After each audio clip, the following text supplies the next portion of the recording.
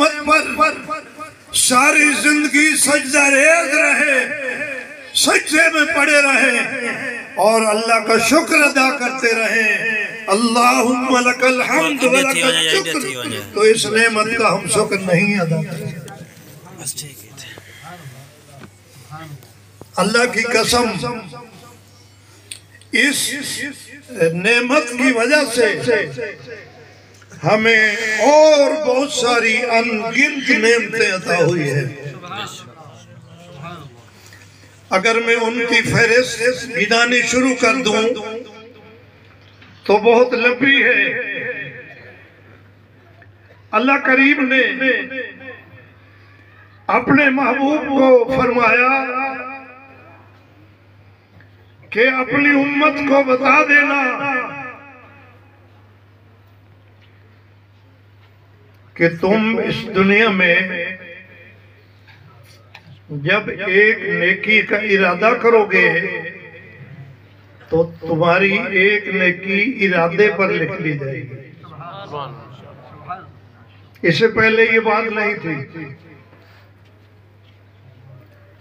जब तुम एक नेकी कर लोगे तो उम्मत को बता दो, एक के बदले में 10 नेकियां लिखी देंगे। सुभान अल्लाह, सुभान अल्लाह। पहली उम्मत के लिए ये ऐलान नहीं था। एक नेकी का 1 अजर, यहाँ एक नेकी के 10 अजर। मुस्तफा ने दामन फैला लिया। इलाल आलमीन सबका उम्मतों की उम्रें बड़ी लंबी थी, मेरी उम्मत की उम्र छोटी है, 60 और 70 साल तक है। तो इस छोटी उम्र में कितना कमा लेंगे? मेरी उम्मत से पहली उम्मतें बढ़ जाएंगी। जरा आप इसकी शरह और बढ़ाओ, 1 की 10 नहीं, ज्यादा हो। अभी आप लोग चंदा लिखा रहे थे, मेरा दिल खुश हो रहा था। अल्लाह ने कुरान में ऐलान किया, तवज्जो से सुनो। फरमाया मेरे महबूब अपनी उम्मत को बता दो, अगर कोई मेरे रास्ते में अपना हलाल माल खर्च करेगा तो 1 के बदले में 700 अदा करूंगा।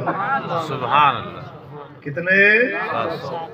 मसलुल्लज़ीना युनफ़िक़ूना अम्वालहुम फी सबीलिल्लाह कमसल हब्बतिन अंबतत सबा सनाबिला फी कुल्ल सुंबुलतिन मिअतु हब्बा। अनपढ़ लोगों को भी अल्लाह ने कुरान में आसान मिसाल के साथ समझा दिया कि एक दाना जमीन में तुम डालते हो, उससे 7 सिट्टे निकलते हैं। हर सिट्टे में 100 दाने होते हैं, तो कुल कितने हो गए? 700। फरमाया जो अल्लाह के राह में खर्च करता है, अल्लाह उसके लिए 700 गुना लिख देता है। मुबारक हो तुम्हें महबूब के उम्मतियों। अल्लाह के नबी ने इस पर बस नहीं की, फिर दामन फैला लिया। अल्लाह अभी भी ये कम है।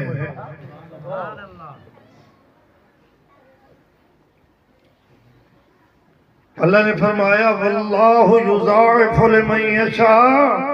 मेरे महबूब आप राजी हो जाए, मैं 700 पर हदबंदी नहीं करता। आगे इखलास को देखकर जितना चाहूंगा बढ़ाता रहूंगा।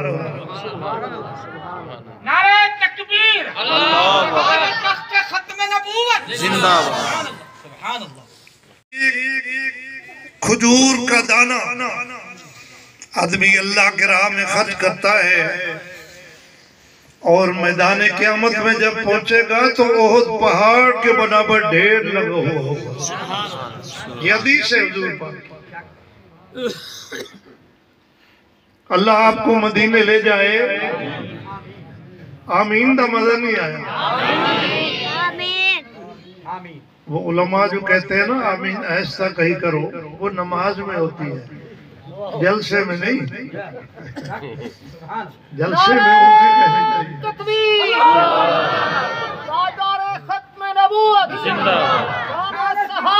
जिंदाबाद उलमाए हक उलमाए देवबंद जिंदाबाद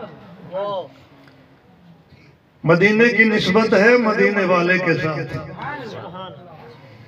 और मोहब्बत एक ऐसी चीज है कि जिससे मोहब्बत हो जाए उसकी तरफ निस्बत पा जाने वाली हर चीज महबूब हो जाती है।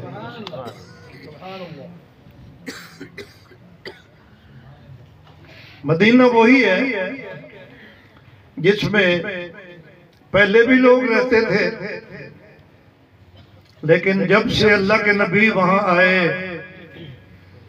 अब ये सिर्फ मदीना नहीं रहा, बल्कि ये टुकड़ा जिसमें अल्लाह के नबी सोए हुए हैं, बाजार का टुकड़ा, मजार का, उलमा ने लिखा है कि ये टुकड़ा जन्नत से भी आला है, ये टुकड़ा अर्श से भी आला है, ये टुकड़ा बैतुल्लाह से भी आला है। जो आदमी वहां उस टुकड़े को, वो टुकड़ा भी बंद है दीवारों में, लेकिन जहां तक नजर पड़ती है जो वहां से होकर आता है, उम्रा या हज करके आता है, तो हमारा जी चाहता है कि इसकी ज़ियारत कर लें कि ये नबी के रोजे की ज़ियारत करके आए। सुभान अल्लाह निस्बत पैदा हो गई, अगरचे बिलवास्ता है। हमारे साथ मदीने के एक दोस्त है, हमारे साथ सफर कर रहे हैं, इधर पाकिस्तान आए हुए हैं। हकीकत ये है कि ये मदीने में रहते हैं। मेरा बार बार जी चाहता है कि मैं इनकी पेशानी को चूमूं कि ये मदीने के वासी हैं, ये रसूलुल्लाह के पड़ोसी हैं। हम अभी 2 महीने पहले वहां गए थे उम्रे पर, मदीने में हम ठहरे हुए थे। हमारे दोस्त बाजारों में चक्कर लगाने की ख्वाहिश रखते थे, होटलों पर अच्छे खाने खाने की ख्वाहिश रखते थे, अच्छे होटल में रिहाइश की ख्वाहिश रखते थे। मैं कहता हूं दोस्तों, इन सारी ख्वाहिशात को पीछे छोड़ो, आओ उस पहाड़ की ज़ियारत करते हैं जिस पहाड़ ने मुस्तफा की ज़ियारत की है। सुभान अल्लाह बाकी मदीने की हर चीज बदल गई है, दीवारें बदल गई हैं, प्लाट बदल गए हैं, कोठियां बदल गई हैं, रोड जमीन बदल गई है, लेकिन ओहद पहाड़ तो वही है। अल्लाह आपको मदीने ले जाए। क्या अजमी नहीं है? आमीन। खर्चे तो डरे बैठे हो। अगर उस अर्श वाले ने फैसला कर दिया कि मैं चौक सरवर शहीद वालों को मदीने ले जाऊं, तो देर भी नहीं लगेगी, पहुंचा दे इंशाअल्लाह। उसके लिए कोई मुश्किल नहीं। ये जो ओहद पहाड़ है ना, ये नबी का महबूब भी है, नबी का मुहिब भी है। मैं ऐसे नहीं कह रहा ओहद पहाड़ की ज़ियारत, ये नबी का महबूब भी है, नबी का मुहिब भी है। अल्लाह के नबी ने अपनी मुबारक जुबान से ये इरशाद फरमाया है कि ये पहाड़ ऐसा है जो हमसे मोहब्बत करता है, हम इससे मोहब्बत करते हैं। जिससे नबी मोहब्बत करता है वो नबी का महबूब है, जो नबी से मोहब्बत करता है वो नबी का मुहिब है। हमारा भी दावा है कि हम नबी के मुहिब हैं, क्योंकि मोहब्बत नबी ईमान का हिस्सा है। हम मोमिन हैं, हमारा दावा है कि हम मुहिब नबी हैं, लेकिन हमारे लिए अल्लाह के नबी ने गवाही तो नहीं दी कि ये मेरे मुहिब हैं। ओहद पहाड़ तो वो है जिसके लिए अल्लाह के नबी ने गवाही दी है कि ये मेरा महबूब मुहिब है। मदीने की गलियां, मदीने के दर दीवार, मदीने के पहाड़, मदीने के लोग हमें इसलिए पसंद आते हैं, महबूब लगते हैं कि उनकी निस्बत हो गई है नबी के साथ।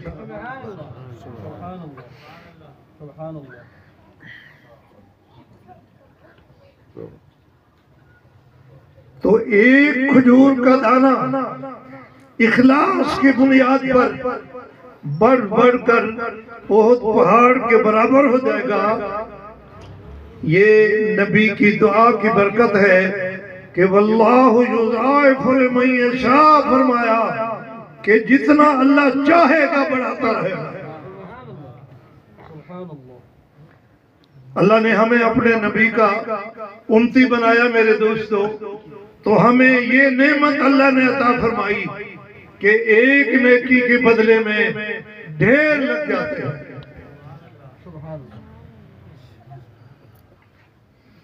अल्लाह ने हमारे ऊपर दूसरा इनाम ये फरमाया कि अल्लाह करीम ने 70,000 चौड़ा खुला एक दरवाजा खोल दिया, जिस दरवाजे का नाम है तौबा का दरवाजा। ये तो नेकियां लिख रहा है, एक की 10 लिख देता है, 700 लिख देता है, लाख लिख देता है। अल्लाह हमें मक्के ले जाए, वहां एक नेकी 1 लाख की है। मैं दोस्तों को कहता था कि 2 लाख हम भर के आए हैं, परेशान न हो। वो जब हम बैतुल्लाह की जियारत करेंगे, एक निगाह सही 2 लाख वापस आ जाएंगे। ये कोई मामूली नेमत है।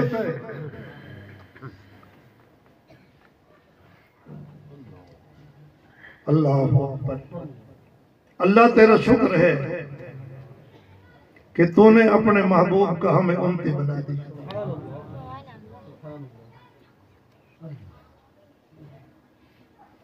ये तो नेकियां लिख रहा है जितना अल्लाह इसको हुक्म करता है, और ये इस कंधे पे बैठने वाला फरिश्ता ये हमारी बुराइयां लिखने के लिए बैठा है।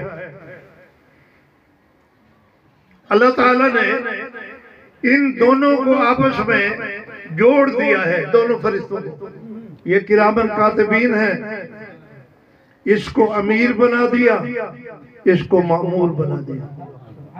ये हाकिम है, ये महकूम है, ये अमीर साहब है, ये इसकी रियाया है। इसको तो नेकी लिखने के वक्त पूछने की जरूरत नहीं। अमीर जो हुआ खुद मुख्तार है, लेकिन जब ये बंदा गुनाह का इरादा करता है तो ये पूछता है कि अमीर साहब लिखूं? यहाँ से हुक्म आता है कि नहीं, अभी ना लिखो, उसने कोई गुनाह किया है। हालांकि जब नेकी का इरादा होता है तो ये लिख लेता है, इसको तो इजाजत की जरूरत ही नहीं। उसने गुनाह किया तो नहीं, ना लिखो। जब ये एक गुनाह कर लेता है फिर पूछता है, वो कहता है उसने एक गुनाह किया है, एक का एक लिखो। यहाँ कितने थे? 1 के 10 थे कम अज कम, और यहाँ 1 का 1। लेकिन ये फरिश्ता इसको कहता है कि दोस्त अभी इंतजार करो, लिख तो लिया, हो सकता है ये तौबा कर ले। तौबा का दरवाजा जो खुला है, हो सकता है तौबा कर ले। जब ये इंसान अपनी दिल की शर्मसारी और नदामत से अल्लाह की बारगाह में कहता है अल्लाह मुझे माफ कर दे, तो ये हुक्म करता है कि कलम फेर दे, इसका नाम अमाल साफ कर दे, इसने अल्लाह से सुलू कर लिया।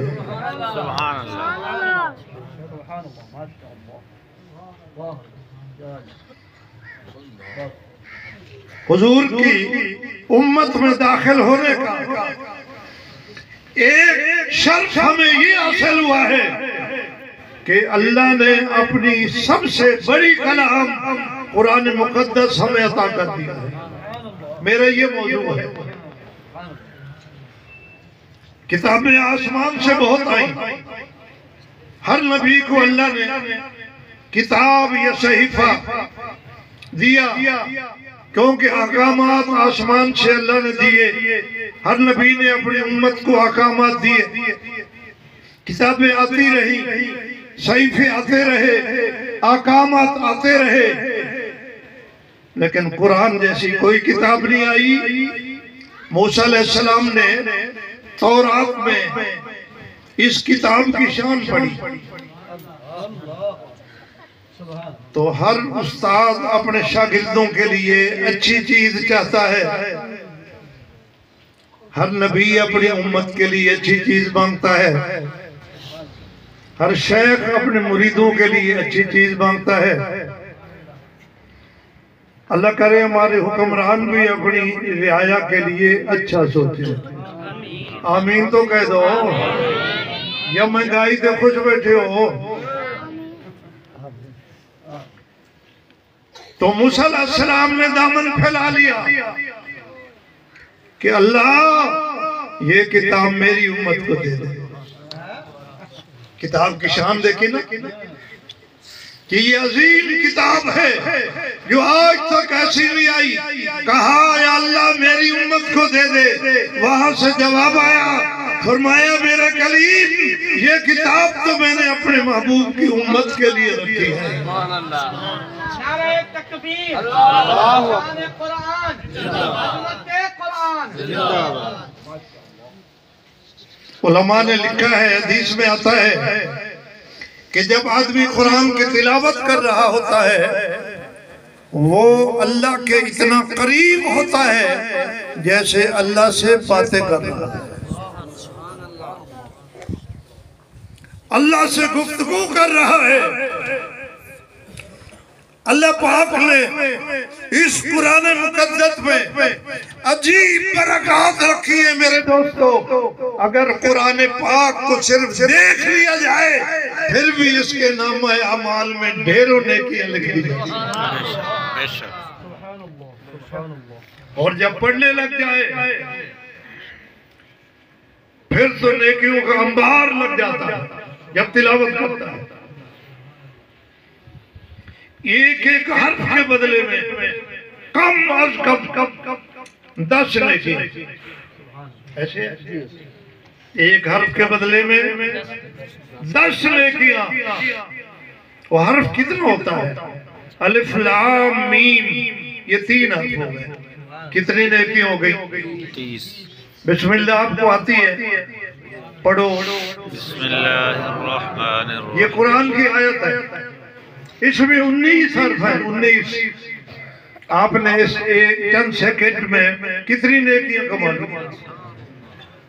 बिस्मिल्लाहिर्रहमानिर्रहीम में हदीस में आता है कि जब आदमी कुरान याद पढ़ रहा हो उसके नामे अमाल में नेकियां लिखी जा रही होती हैं, लेकिन अगर वो देख के पढ़ रहा हो तो डबल नेकियां लिखी जा रही है। सुभान अल्लाह, सुभान अल्लाह। क्यों? कि उसकी जुबान भी कुरान में मसरूफ है, आंखें भी मसरूफ है। जुबान की अलग नेकियां, आंखों का अलग हिस्सा। हमने दुनिया में देखा है, आप थक तो नहीं गए? जुमे का टाइम तो आपका 2 बजे और अब हो गए 2:20 और मुझे हुक्म है 2:30 बजे तक। अगर आप इजाजत दें तो चलते रहें, अगर थक गए हैं तो दुआ कर लें, चलते रहें। ज्यादा फूला छुट्टी भी मुझे ना देना, वरना मैं 3 बजे तक चला जाऊंगा। अल्लाह आपको खुश रखे। मैं आपके चेहरों को देखकर खुश हो रहा हूँ कि आप अल्लाह के नबी का तज़किरा और कुरान का तज़किरा सुनकर बाप बहार हो रहे हैं। सुभान अल्लाह। ये ईमान की निशानी है। ईमान है तो दिल में, लेकिन उसके आसार आदमी के चेहरे से नजर आ जाते हैं। अल्लाह आपको हमेशा कुरान से वाबस्ता रखे। अल्लाह आपके बच्चों को कुरान वाली दौलत नसीब करे। आमीन आमीन। ये देखो 6 बच्चे कुरान के हाफिज हुए। इन सबको मैं मुबारकबाद देता हूँ। आप भी अपनी जुबान से कह दो, बेटो मुबारक हो। जज़ाकुमुल्लाह। फारूक आजम रजी अल्लाह ताला अन्हु ने जब सूरत बकरा याद कर ली थी, एक सूरत है 2.5 पारे की तकरीबन, तो खुशी में ऊंट ज़बह करके खवाया था दोस्तों। एक सूरत याद करने का। आपके बच्चों ने 30 पारे हिफ्ज़ कर लिए हैं, तो इनके वालिदैन भी मुबारकबाद के मुस्तहिक हैं, इनके उस्ताद भी मुबारकबाद के मुस्तहिक हैं, इस इदारे का मुंतजिम भी मुबारकबाद का मुस्तहिक है, और वो तमाम दोस्त जो इस इदारे में अपना चंदा देते हैं, हिस्सा मिलाते हैं, वो भी सारे मुबारकबाद के मुस्तहिक हैं। इसलिए कि मैदान क़यामत में ये इनाम इसके बदले में जो देने वाला है वो बड़ा सखी है। उसने सिर्फ इन हाफिजों को इनाम नहीं देना। वहां जब इनाम का दरवाजा खुलेगा, इनके सर पर अलग ताज होगा, इनके अम्मा अब्बे के सर पे अलग ताज होगा, इनकी खिदमत करने वालों के लिए अलग जन्नत के टिकट होंगे।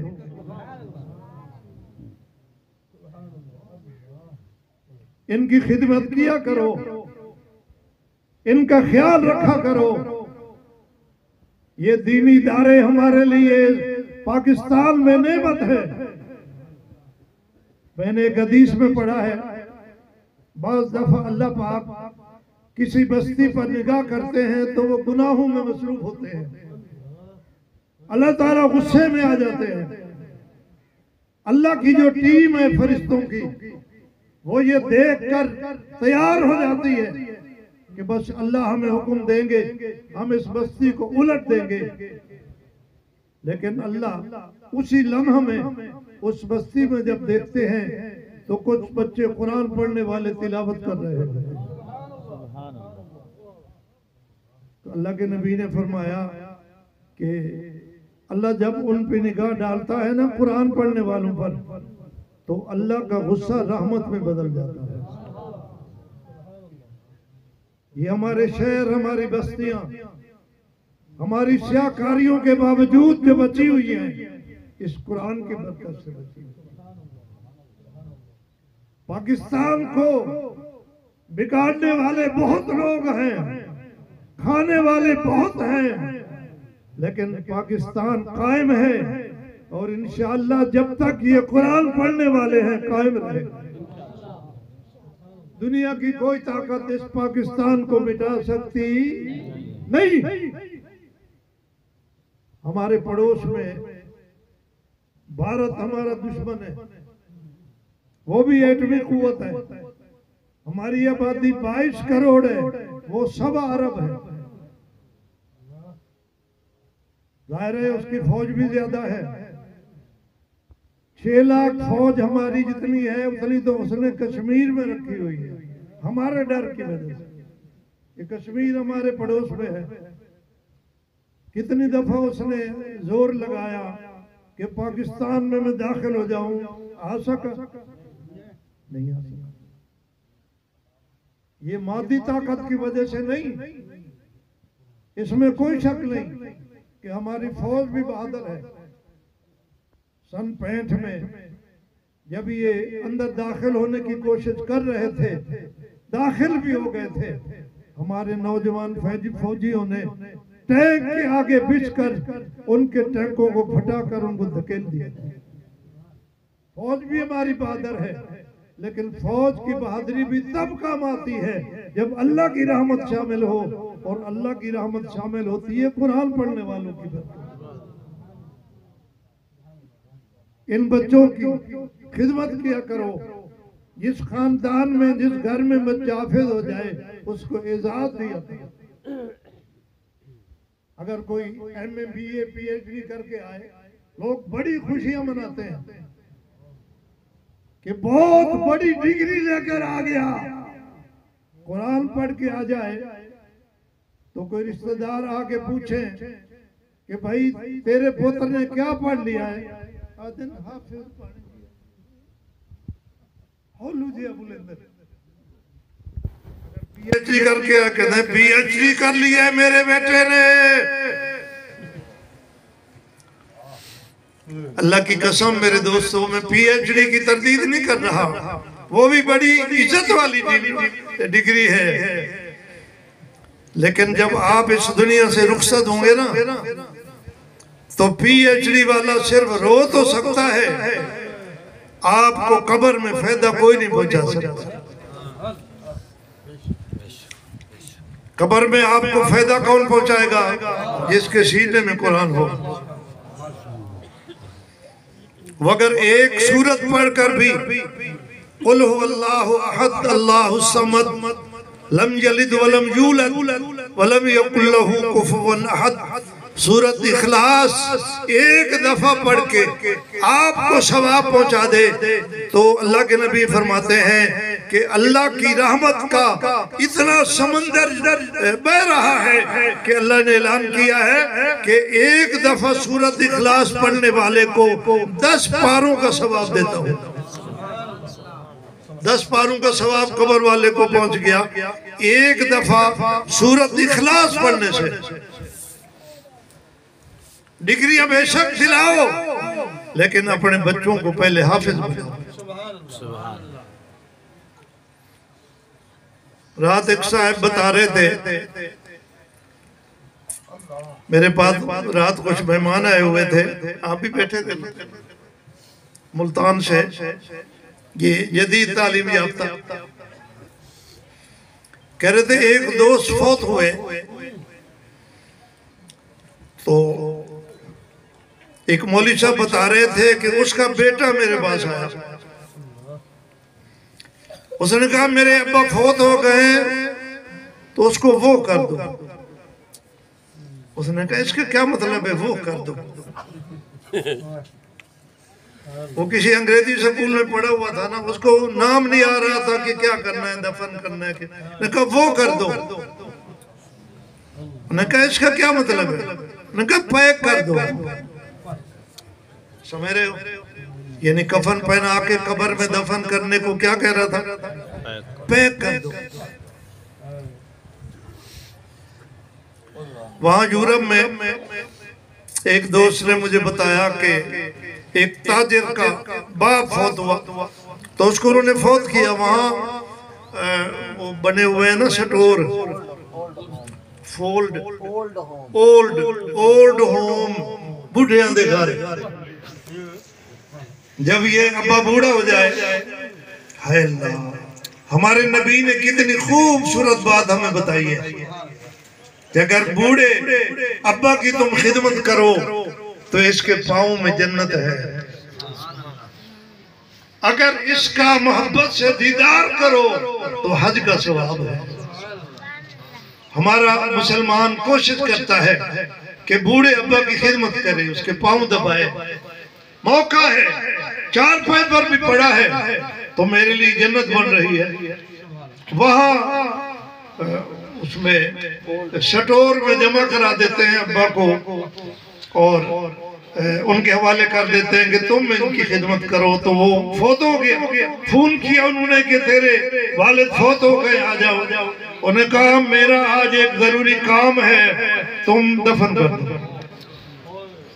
जनाजे के लिए मिल गया। अल्लाह अकबर। इन बच्चों को हाफिज बनाओ, यही आपकी खिदमत करेंगे मेरे दोस्तों। कुरान का हाफिज जितना भी किया गुजरा होगा अपने बाप को भूलेगा नहीं। तो क्या बात आपको बता रहा था मैं कि अल्लाह करीम ने इस उम्मत को अपने महबूब की के तुफैल ये नेमत अता की कुरान वाली कि अगर कुरान को आदमी देख कर पढ़ता है तो डबल सवाब मिलता है। हमारे माशरे में ये रिवाज है कि कोई किसी के कलाम को सही ना अदा कर सकता हो तो उसको गुस्सा लगता है।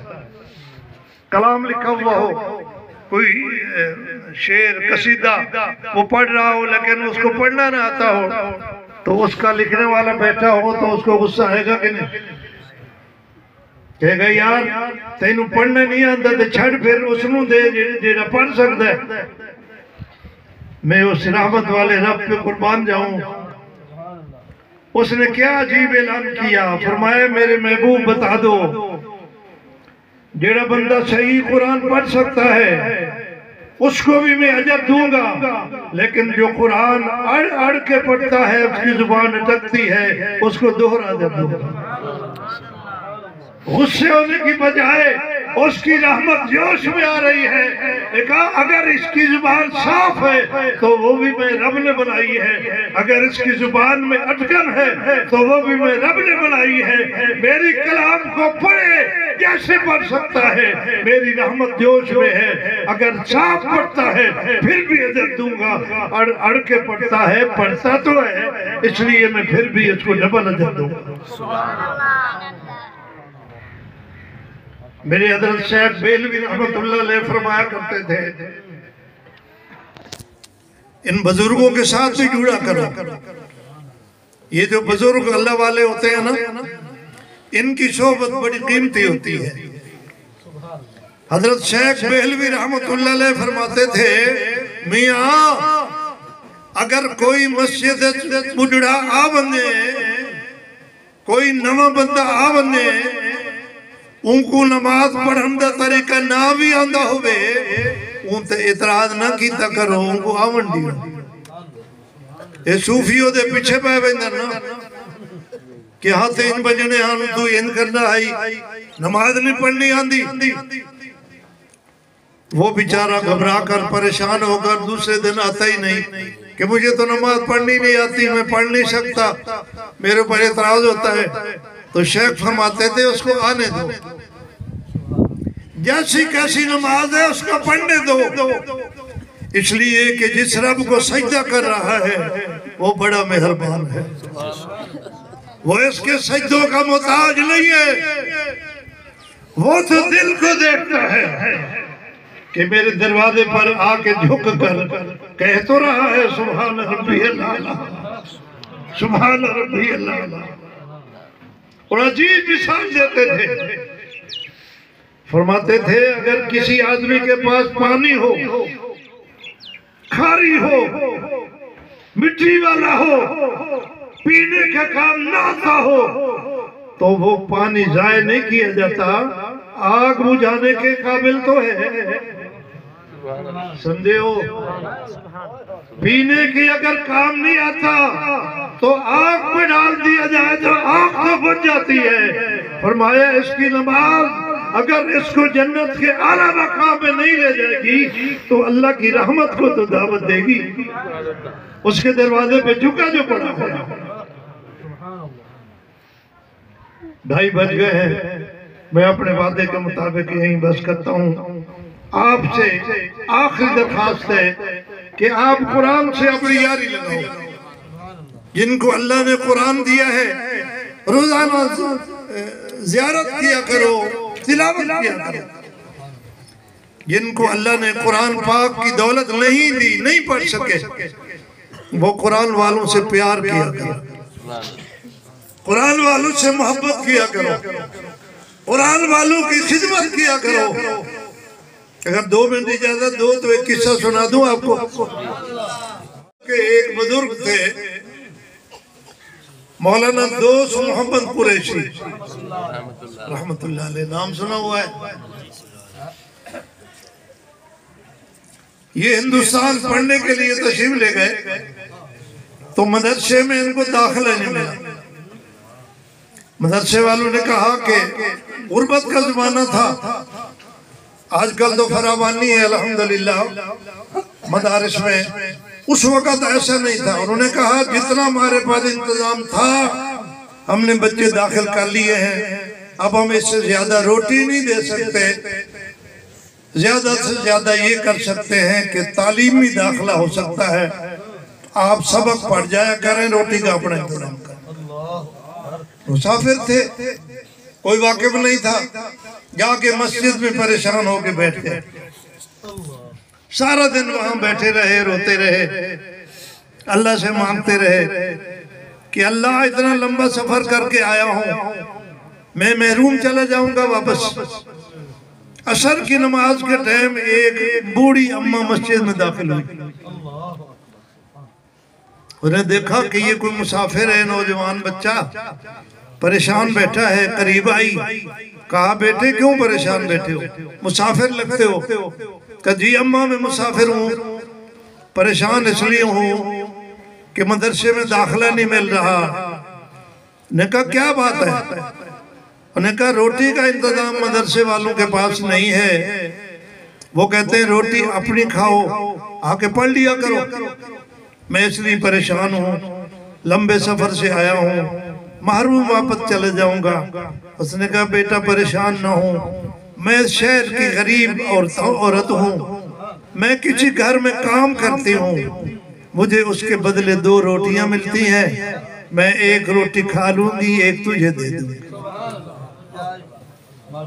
अगर एक रोटी पर आप गुजारा कर सकते हैं तो बेटा दाखिला ले लो, मैं वादे के मुताबिक रोटी देती रहूंगी। कुरैशी साहब खुश हो गए। उन्हें कहा एक मिलती है तो गुजारा हो जाएगा। अल्लाह के नबी ने कहा है कि एक आदमी की रोटी से 2 बंदे गुजारा कर लेते हैं। कहता है साल भर में एक रोटी खाता रहा, पढ़ता रहा, पढ़ के फारिग हो के यहाँ आ गया। अल्लाह ने दीन का काम उनसे बहुत लिया। मैं हज के लिए गया, हज करके रोज़ा पाक पर हाजिरी के लिए मैं हाजिर हुआ।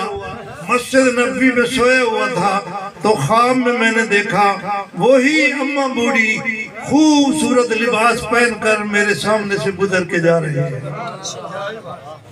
वो तो फोत हो गई थी बड़े अरसे से।